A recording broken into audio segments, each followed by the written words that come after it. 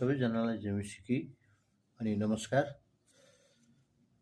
यो संसारमा जब एकजना मानिस जन्मन्छ ऊ बिस्तारै हुर्कँदै बढ्दै जान्छ अनि उसको जीवनमा सङ्घर्षहरू बढ्दै जान्छ, एकदेखि अर्को, अर्कोदेखि अर्को। यसरी पटक पटक मानिसको जीवनमा चुनौतीहरू, नयाँ नयाँ चुनौतीहरू आउने गर्दछन् अनि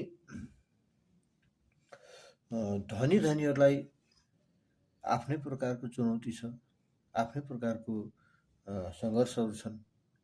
गरिबलाई आफ्नै प्रकारको सङ्घर्षहरू छ। यहाँ पीडा छ, थकाइ छ, एकदमै तनाव छ।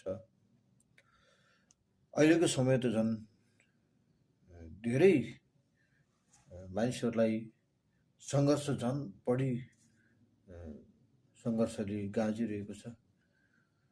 आज हामी सबैको समस्या यस्तै छ र यहाँ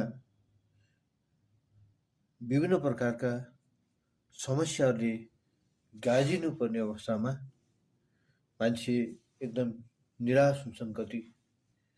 कतिले त सुसाइड गरिरहेका हुन्छन्, कति एकदमै भावुक भएर गम्भीर भएर सोचिरहेका हुन्छन्, मैले भोलिको दिनमा के गर्ने, आज के भइरहेको छ।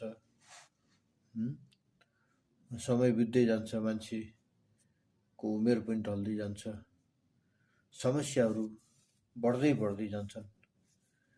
यस्तो अवस्थामा मान्छे एउटा यस्तो क्लान्त अवस्थामा हुन्छ। कतिले त के भन्छन् भनेदेखि अब सायद मेरो भाग्य नै यस्तै हो कि भन्ने कुरा गर्छन्।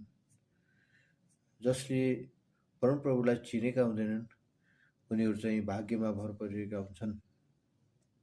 यो संसारमा मानिसहरूलाई कहीँ पनि र वास्तविक शान्ति र चयन, सुख यहाँ छैन। धनी धनी मानिसहरू पनि आज आत्महत्या गरिरहेका हुन्छन्। मैले पहिला पहिला सोध्ने गर्थेँ, यी धनी धनी मान्छेहरूले किन आत्महत्या गर्छन्, के नपुग्दो थियो र किन यस्तो भयो होला भन्ने कुरा मैले सोध्ने गर्थेँ। तर वास्तवमा जब मैले बाइबल पढ्न सुरु गरेँ अनि मलाई थाहा भयो